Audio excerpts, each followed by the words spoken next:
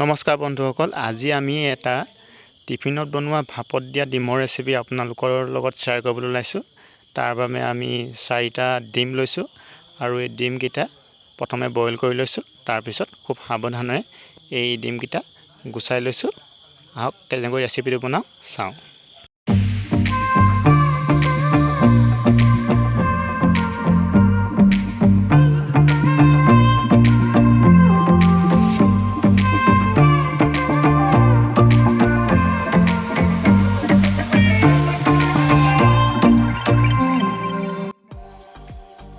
এতিয়া এই ডিমকেইটা আমি এই মাজৰ অংশটো ভাল ধৰণে সাৱধানে কাটিব লাগিব আৰু এই ডিমকেইটা কাটোতে চাব যাতে ডিমটোৰ মূৰৰ অংশকেইটা কাটিব নালাগিব, নহ'লে ডিমটো ফাটি যাব।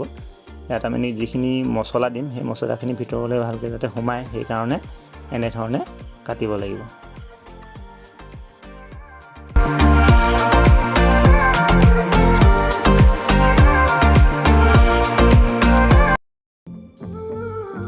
এটা বিলাহী আৰু 3টা জলকীয়া আৰু নহৰু 3 ফুটা আমি এতিয়া পুৰি ল'ম।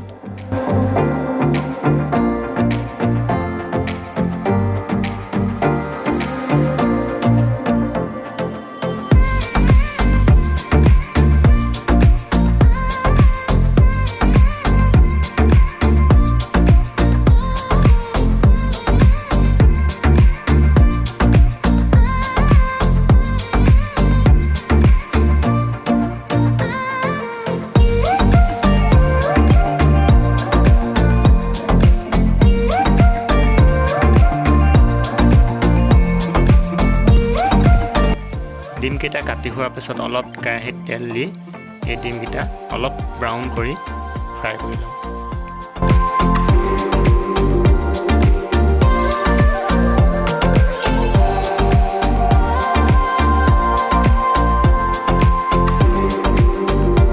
এতিয়া আমি মিহিকৈ কটা পিঁয়াজ আৰু 3টামান জলকীয়া আৰু সোৱাদ অনুসাৰে কেইটামান জালুক আৰু এটুকুৰা আদা ল'ম আৰু পুৰি লোৱা জলকীয়া কেইটা আৰু নহৰু কেইফুটা ইয়াতে দিম আৰু এইকেইটা ভালদৰে মিক্সিত পিচি ল'ম।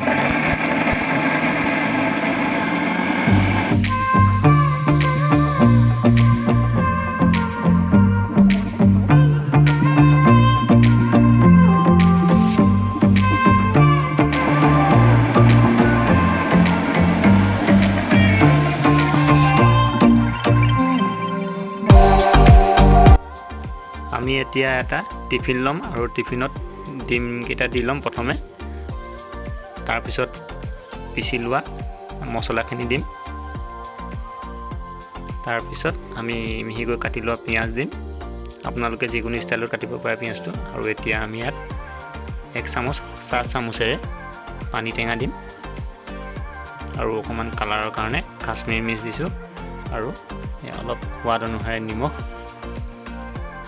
আৰু টেষ্টটো বেছি হ'বৰ কাৰণে অলপ টেঙা চেপি দিছোঁ। আপোনালোকে যদি ভাল পাই দিব, যদি বেয়া পায় নিদিলে হ'ব। অলপ আমি এতিয়া পানী মিক্স কৰি দিম।